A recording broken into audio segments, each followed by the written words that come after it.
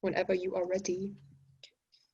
My partner and I firmly stand on the pro side of the resolution resolved the United States federal government should enact the Medicare for All Act of 2019. My partner and I have definitions on hand and will provide them on further requests. Contention 1. Cost necessity. According to the global analytics firm Gallup, 45% of Americans are worried a major illness could leave them bankrupt. 1 out of 4 Americans skipped needed medical care because they could not afford it, and 77% are concerned rising health costs will cause significant and lasting damage to our economy. The Medicare for All Act will provide comprehensive health care to every man, woman, and child in our country without out-of-pocket expenses, no more insurance premiums, deductibles, or co-payments. It will allow all Americans, regardless of their income, to get the health care they need when they need it. The idea that the cost would be too much is simply incorrect. A recent study by Yale epidemiologists found that Medicare for All would save around 68,000 lives a year while reducing U.S. healthcare spending by around 13% or $450 billion a year. And the costs aren't just lifted for the government either. A study done by the Mercedes Center estimated that the Medicare for All Act would save Americans more than $2 trillion over a decade, reducing the projected cost of healthcare. These savings would come from reducing administrative costs and allowing the government to negotiate prescription drug prices. The Coolidge Foundation writes, quote, "At present, Americans pay relatively high prices for prescription drugs because as unorganized purchasers, they cannot effectively band together to demand lower prices from monopolistic, i.e. single-seller drug companies. In countries with single-payer healthcare systems, however, governments can offer a take-it-or-leave-it price.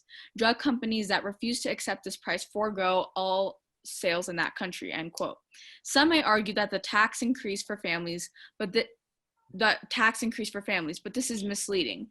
The Citizens for Tax Justice found that middle-class families would see their after-tax income go up about $3,240 a year under Medicare for All. They also found that middle-class families would spend about 14% less of their income on healthcare than they do today. Contention 2, preventative job lock. The Coolidge Foundation writes, quote, "Currently about 156 million people, 49% of the U.S. population, receive their health insurance from their employer. Although it is good that they have access to insurance, this arrangement can also create an undesirable situation known as job lock, in which people feel that they cannot leave their job to seek out a better job or start a new business or temporarily leave the workforce to start a family, etc., because they will risk losing their insurance. Because Medicare for All Act would be administered throughout the government, it would eliminate the phenomenon of job lock. Individuals would no longer be limited to the health insurance options that their employer picks for them. Additionally, it would be good for American businesses as they would no longer be responsible for contracting with health plans. Contention 3, maternal care. Medicare for All would provide an outlet for lower income families and provide medical help they need. For instance, they would be better able to access prescription drugs or regular checkups, and this would be especially helpful for families that have children. One other key benefit Medicare for All ensures is to cover reproductive and maternity care. The United States undergoes a wide variety of people who face issues involving poor maternity care because of the lack of health insurance. Between women's regular health checkups and maternal care, Medicare for All would provide those with fewer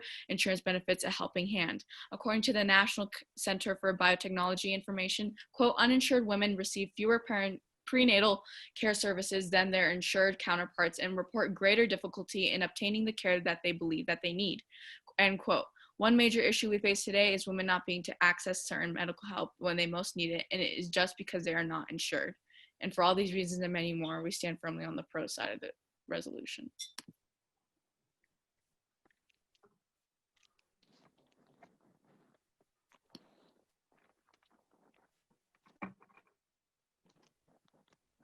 My partner and I stand firmly on the con side of the resolution. Resolved, the United States federal government should enact the Medicare for All Act of 2019.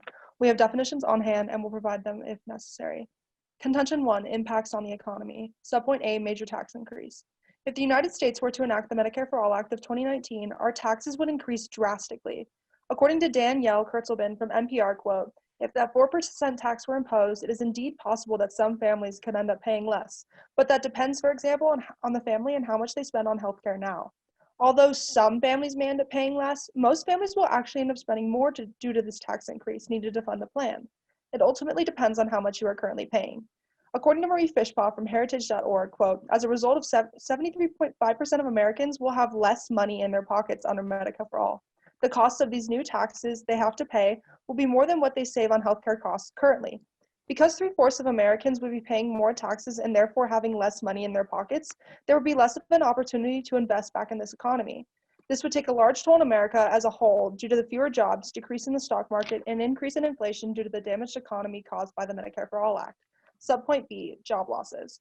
Not only would the economy be affected by this tax increase, but also by the negative effect the Medicare for All Act would have on the job market and the medical industry.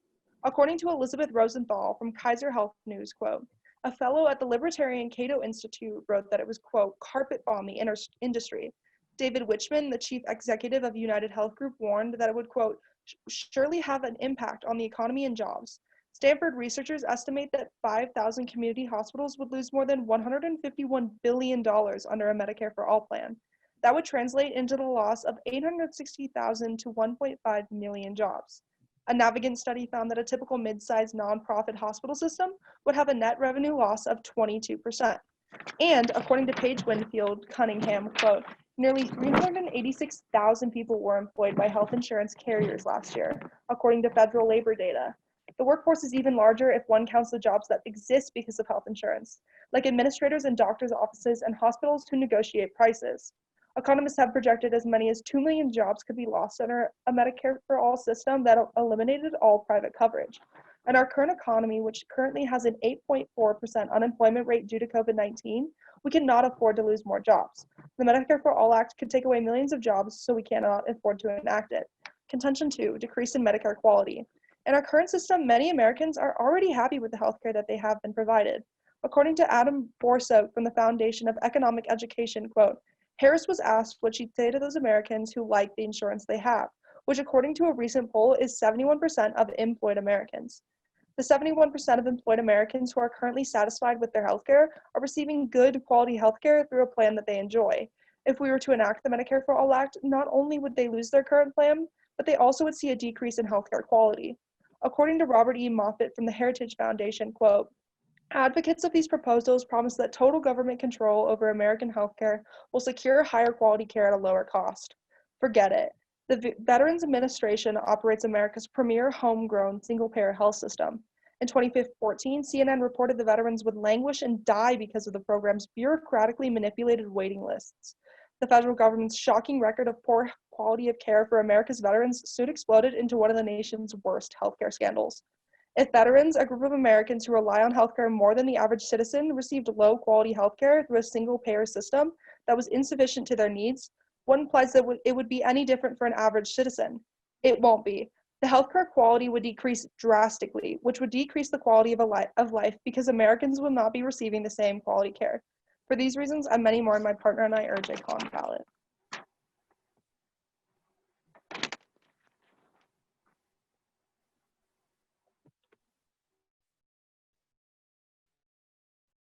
Are you ready for? I am ready, yes. Okay. So, as stated in our case, 1 out of 4 Americans skipped medical care because the price was too high. Don't you agree that providing them with care is the largest issue we are facing? I don't think that's necessarily true because I think that the cost is actually more the issue, and as shown in our case, it's clearly way more expensive to enact the Medicare for All Act. So no, I do not think that finding them coverage is. So in your second contention, you talk about job lock, but are you aware that there are other options for health insurance that isn't just through your employer? I'm sorry, can you restate your question? You talked about how people are unable to leave their jobs because they get insurance through their employer. Are you aware that there are other options for people who are unemployed to apply for healthcare through other companies? Well, yes, but there's also a wide variety of people who aren't able to undergo certain health company or health insurance companies and aren't able to access those benefits. Yeah.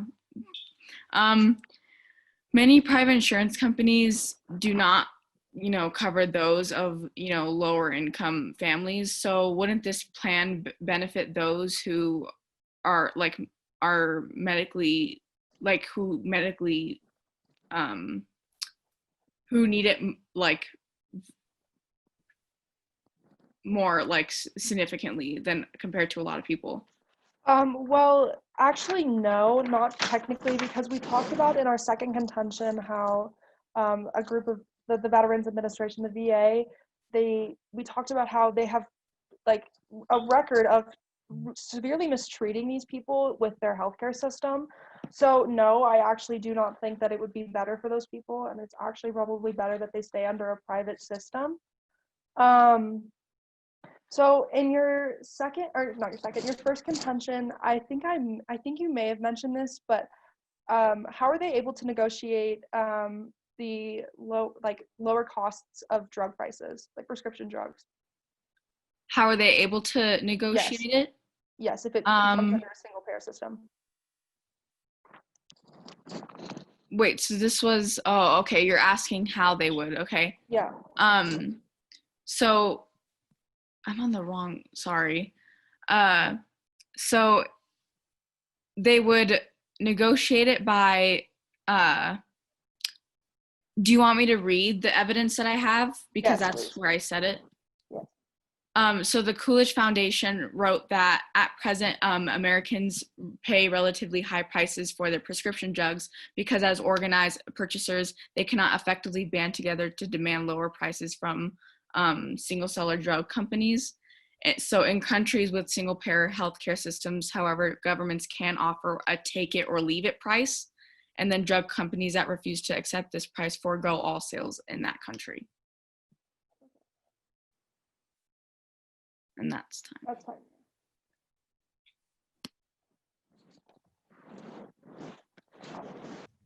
Okay, just get my stuff set here. I won't be taking any prep time. Okay, are my opponents ready? Okay, great. Then I'll go ahead and start now. Okay, so I would just like to start off going over my opponent's case. So in their first contention, they talk about the impacts on the economy and how the taxes will increase drastically. However, we strongly disagree with this. As we've already shown in our case, there will be a huge economic benefit coming from the Medicare for All. However, my opponents only discuss as if Medicare was not to work. However, me and my opponent or partner have obviously shown that if Medicare was going to work effectively, the economic benefits would be enormous. They talk about job loss and how surely it will have an impact was the evidence we provided. However, we've already shown that this is untrue if Medicare only works as if it's not intended to. So if Medicare is performing as it is set to do, this job loss will simply not occur.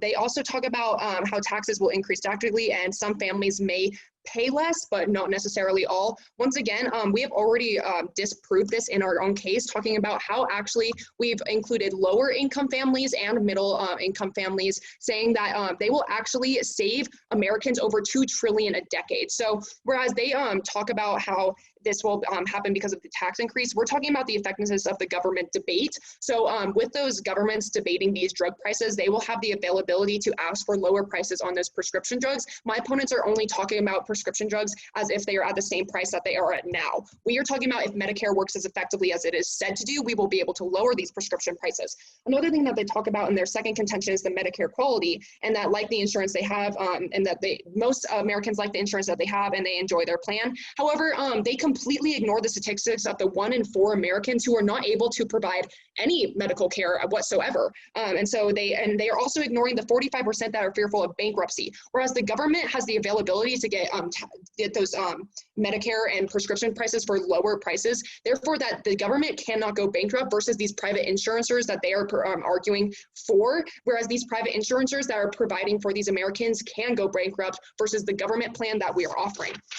A few things to go over in Crossfire. Our opponents brought up the idea that other companies are available for these job lock arguments. However, we have already stated that 1 in 4 Americans cannot afford this private insurance. So yes, where there is other options for Americans to get health insurance outside of the job that they are working in, they also just don't recognize that 1 in 4 Americans cannot afford those. So whereas yes, there is other companies that are available for those Americans to touch base with, they simply just cannot afford it. Another thing that they talk about is how will the governments negotiate? Once again, we have already given evidence from the Coolidge Foundation about this, talking about how single-payer healthcare systems do not have the reach that the government has. The government will have the availability to reach out to these pharmaceutical companies and argue those lower prices that private insurance companies just don't have the availability to do. Another thing that they talk about is they mentioned in their first crossfire argument that they believe that the economy is more important than providing Americans with health care. So as we can see is that our plan, the Medicare for All Act of 2019, will provide a better economy and availability for all those who do not have health care. So as our opponents are only arguing that their economic benefit, we are arguing for the people and for the economic benefit of our country that will come from the Medicare for All Act system. For all these reasons and more, Judge, we argue a pro ballot.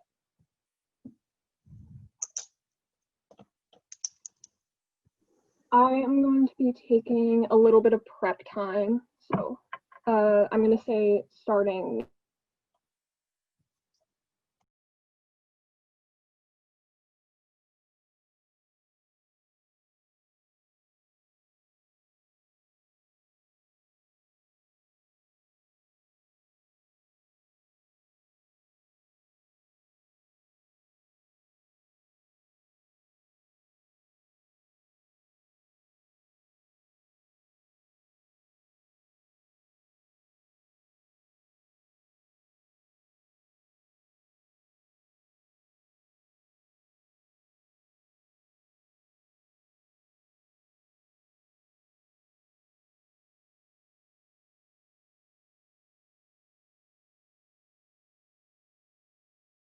That's all we will be taking. That was about 50 seconds. So we have about 2:10 left. Quick heads up, I don't have Zoom Pro and I didn't realize we only have 10 minutes left. So if this ends, just go ahead and rejoin the same link. Okay. Okay. Go ahead. We won't end in the middle of the speech. I will begin now. So going over my opponent's case, in their first contention, they talk about the cost necessity. They bring up some statistics about how 45% of people are worried that major illness will leave them bankrupt, and 77% are worried that healthcare will harm the economy. However, I would like to bring up that if Medicare for All was to be enacted, it would actually have an even worse effect on the economy in terms of job losses and tax increase. Our opponents seem to believe that the job losses won't happen if Medicare operates as it is operating now. However, I would like to push that the reason that there would be job losses isn't because of the pricing or anything having to do with Medicare, but because of the private insurers. According to the New York Times, quote, at the heart of Medicare for All proposal championed by Senator Bernie Sanders and many Democrats is a revolutionary idea, abolish private healthcare. But doing away with an entire industry would also be profoundly disruptive. The private health insurance business employs at least 500,000 people, covers about 250 million Americans, and generates roughly $1 trillion in revenues. Its company's sales of stocks are mutual funds that make up America's retirement savings. Such a change would shake the entire healthcare system, which makes up 1/5 of the United States economy, as hospitals, doctors, nursing homes, and pharmaceutical companies would have to adapt to a new set of rules. Most Americans would have new insurers, the federal government, and most would find health insurance stocks in their retirement portfolios much lower. End quote. So what this is saying is basically it's not the Medicare for All that's going to cause all these job losses. It's the fact that getting rid of private health insurance right now employs about 1.8 million jobs. And with Medicare for All, those 1.8 millions of jobs would be lost.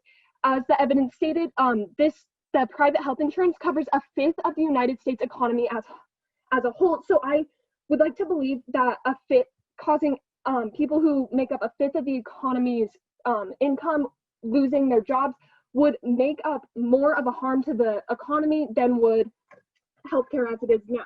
Now, going into my second contention, they talk about the job lock, and they talk about how 1/4 of people skip care because of because of the price. However, I would like to mention that if this plan was to go into place, people would still probably not receive this care anyway due to the waiting times. According to the Heritage Foundation, and in January 2018, the NHS canceled more than 50,000 non-urgent surgeries as British doctors charged that their patients were being subject to third world conditions. Historically, British survival rates for urgent medical conditions such as lung, colon, and prostate cancer fall well short of America's performance, unquote. So what I'm basically saying with this is those 1/4 people who skip care because of the price will still not be receiving care because the quality will decrease. As we can see in terms of Britain, who has a single payer healthcare system, thousands of surgeries are being laid off and people are still not receiving the care that they need. And this can kind of also go along with our opponent's third contention, where they talk about how people will have better access to prescription and checkups. However, this is not true because due to the waiting times, as we talked about in our Veterans Administration example, which is a U.S. single payer health care system, veterans would languish and die because of the program's bureaucratic manipulated waiting list. So due to these waiting lists, people would not be receiving the quality health care they deserve. So just to recap, also one last thing I would like to point out, there was I'm not going to be able to read the card due to time issues, but the tax increase will happen, as we can see with Vermont in 2014 instituted a single payer healthcare system, and despite them saying tax wouldn't increase, taxes went up by 9.5%. And so due to this, I see no other ballot than that of the con. Thank you.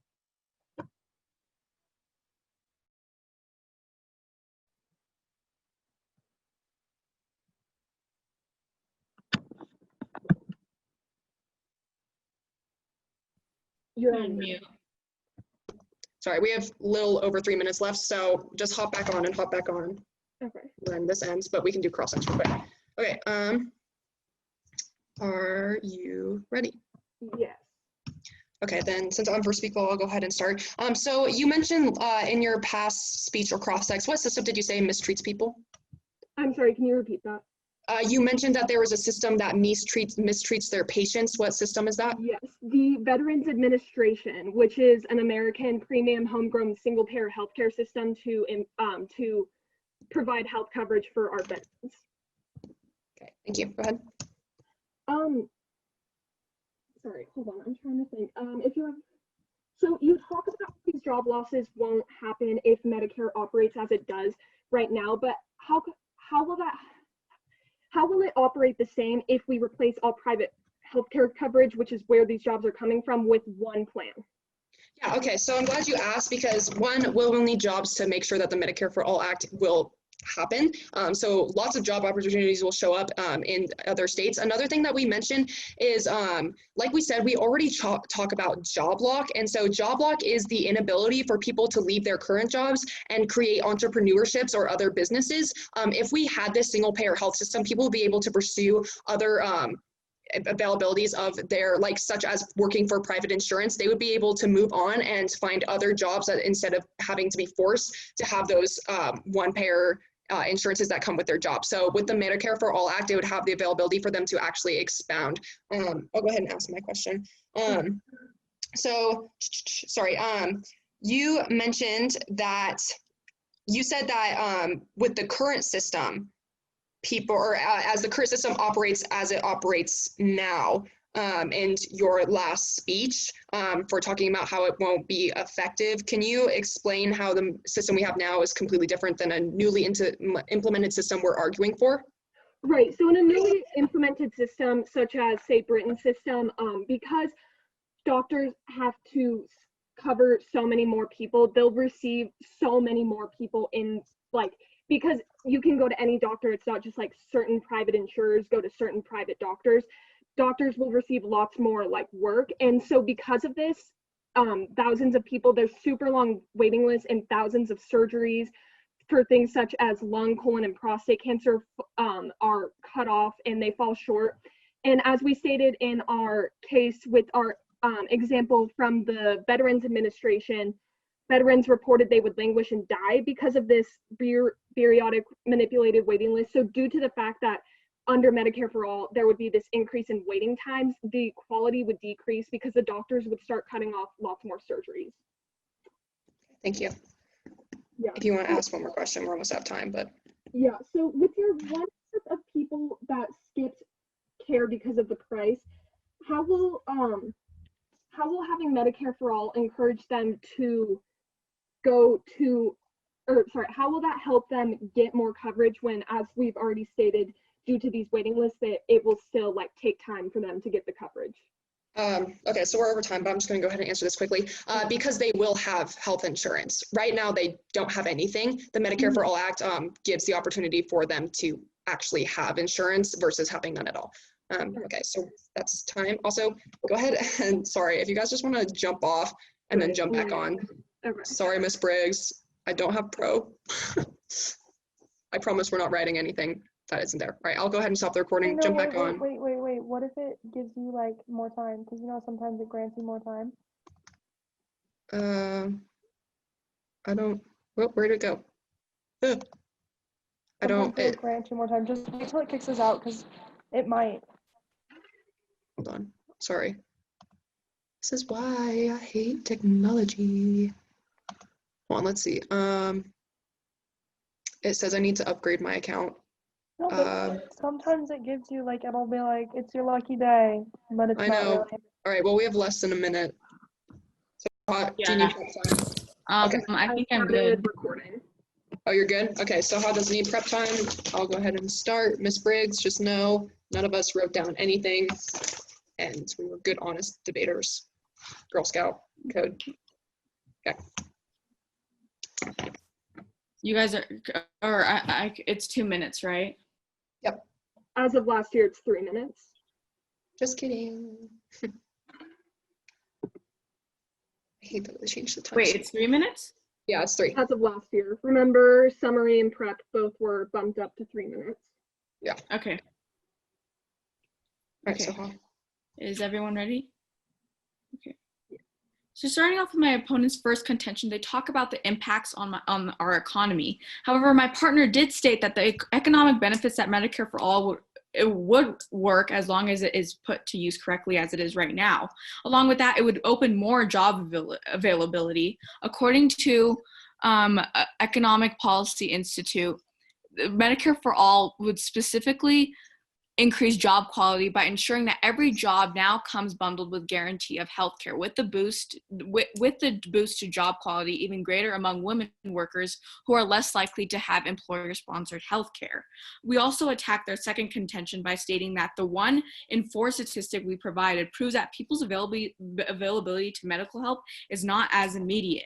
Our opponents are also strictly arguing for how this would affect our economy as a whole. But overall, Medicare for All would boost wages and salaries by allowing employers to redirect money they are spending on healthcare costs to their workers' wages. According to the same Economic Policy Institute, Medicare for All would produce a net increase in jobs and public spending boosts aggregate demand, with job losses in health insurance and billing administration being outweighed by job gains in provision of healthcare, including the expansion of long-term care. In their second contention, they talk about how it decreases the, it's a decrease in medical quality.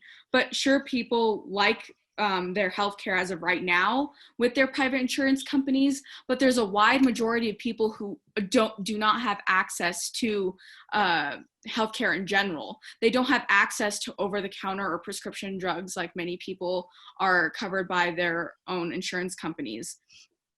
So having a single payer Medicare for All program is going to help boost our economy, as well as make job availability more open for people who don't have it, and also allow people to have access, like lower income families. We state in our third contention how people or maternal care is really emphasized by this single payer program. Families of children as well who undergo like a lot of medical history or whatever, they would also have a better, like a helping hand if a Medicare for All was put into place. And for all these reasons and many more, I strongly urge a ballot in the pro. Okay, I'm going to take prep time starting now.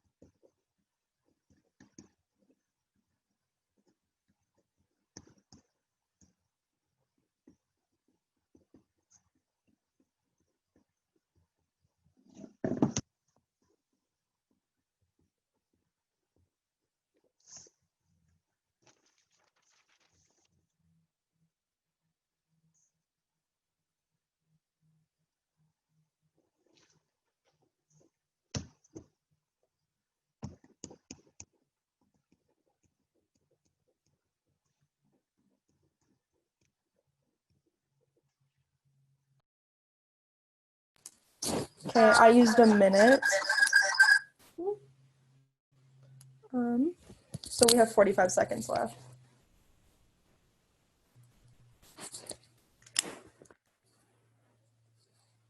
Is my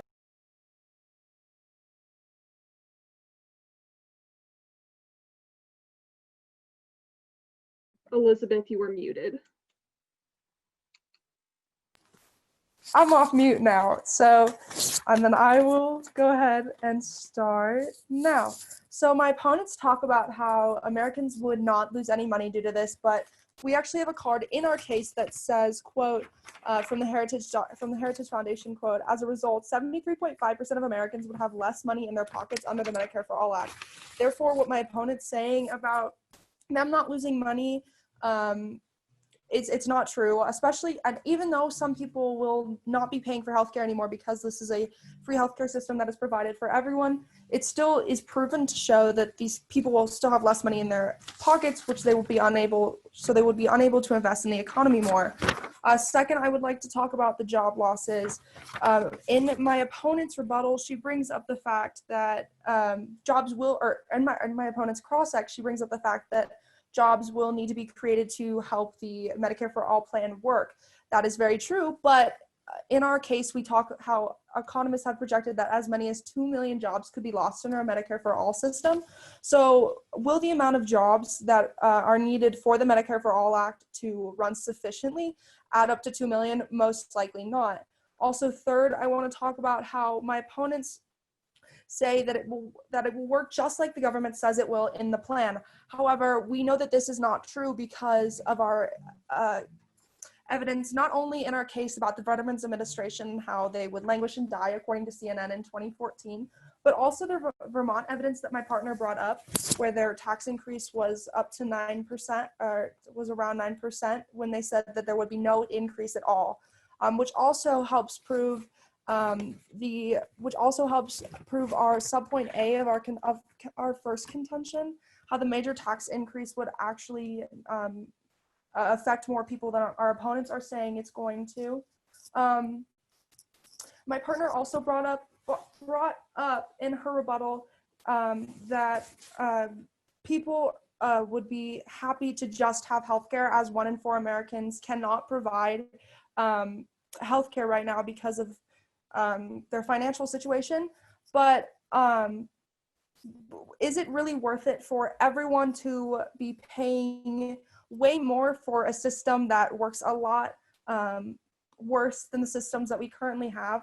Although it cannot provide for everyone, that is, it's unfortunate, but it's how our country has always been run. So why would we change something that hasn't been a broken system? Unlike the single payer system, we've only seen bad examples of it happening in our country this way.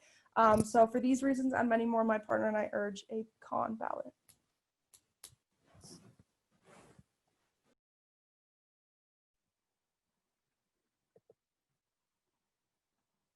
Grand Cross? Grand Cross, right? Mm-hmm. I'm on mute, sorry. Okay, let me pull up my timer, sorry. It's off. Right, so how would you like to kick it off, or should I? You can. Right, then our time, we'll go ahead and start now. Okay, so you guys bring up the Britain card. Could you reiterate that and explain to me how exactly Britain is at all comparable to the United States? Yeah, so we're comparing Britain's current non-payer system because right now Britain has a single payer system as their healthcare system, and it's a government-funded healthcare system, so it can be compared to the American government-funded healthcare system that we would be implementing. And what we're basically trying to push with this is in Britain, they canceled more than 50,000 what they labeled non-urgent surgeries, and their quality in surgeries for things such as lung, colon, and prostate cancer are way less have way less quality. So if we compare that to the American, because it would be government funded, we would have those same trends in our Medicare system. Can I ask a follow-up, or do you want to go? Do you mind if I ask a question? Yeah, go ahead.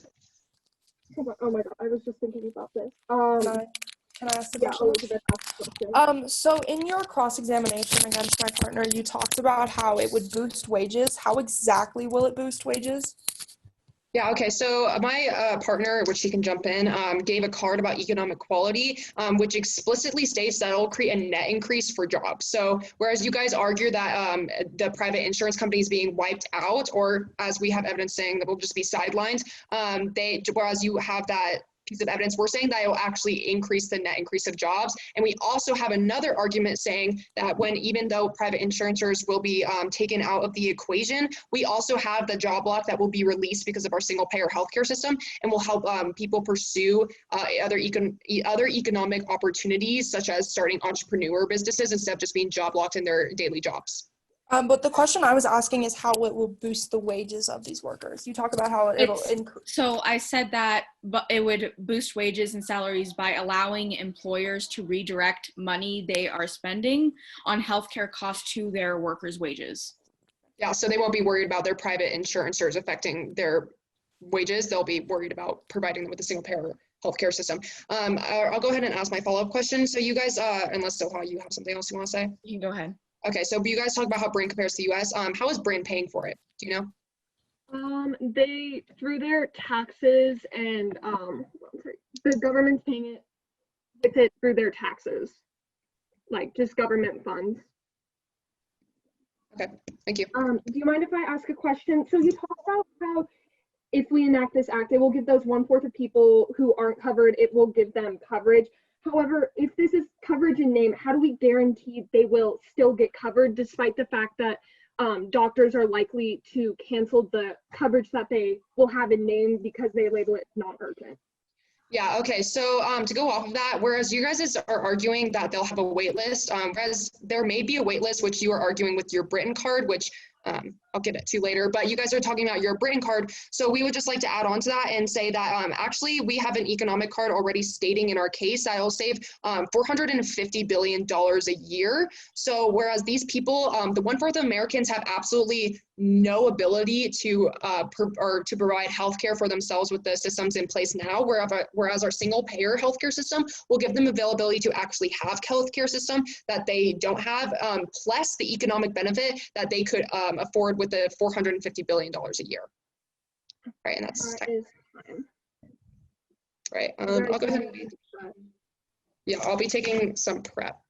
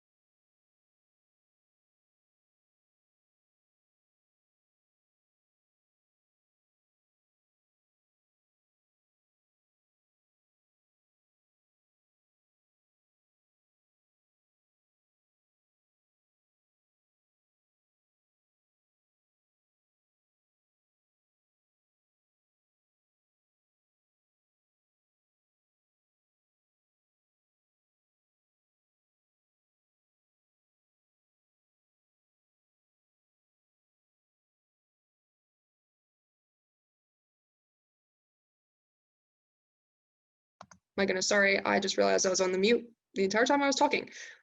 Anyways, sorry. I didn't start my thing. Don't worry. Anyways, I was just saying that that was 1 minute and 30 seconds, which doesn't matter because we didn't anything before that. Are my opponents ready? All right, then I will start my 2-minute final focus now. Okay, Judge, I would just like to go over some of the discussions that we've had in this round, both in cross-ex and in our speeches. So one thing I would like to touch on is that we have already disproved our opponent's job argument. As my partner had already brought up the economic quality card about private insurers, we have already stated that it will increase the job network so that more jobs will increase because of the Medicare single payer system. Not to mention, we have already mentioned the economic benefit that comes from this, which therefore disproves their impacts on the economy. How we talk about how it will save 68,000 lives and 450 billion a year, not to mention saving Americans money over the decade as well.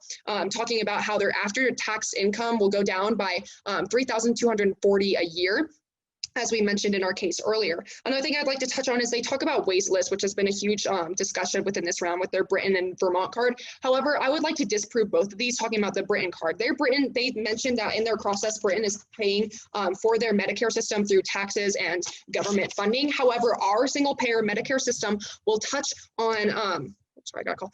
We'll touch on we'll touch on that and discussing drug prices with other pharmaceutical companies. So whereas Britain doesn't have the availability for the government to touch on these pharmaceutical companies, our American government will decrease taxes because of their discussions with these as the single payer healthcare system will work effectively.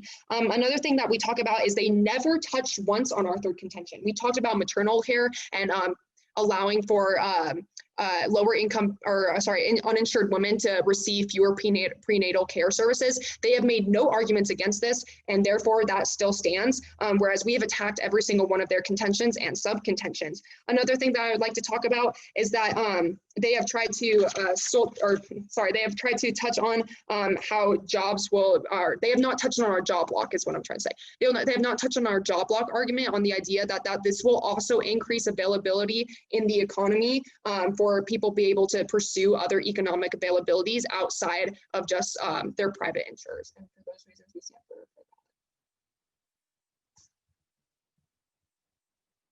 I'm going to take just like a little bit of prep time. It might be a remainder, I don't know, but I'll start that now.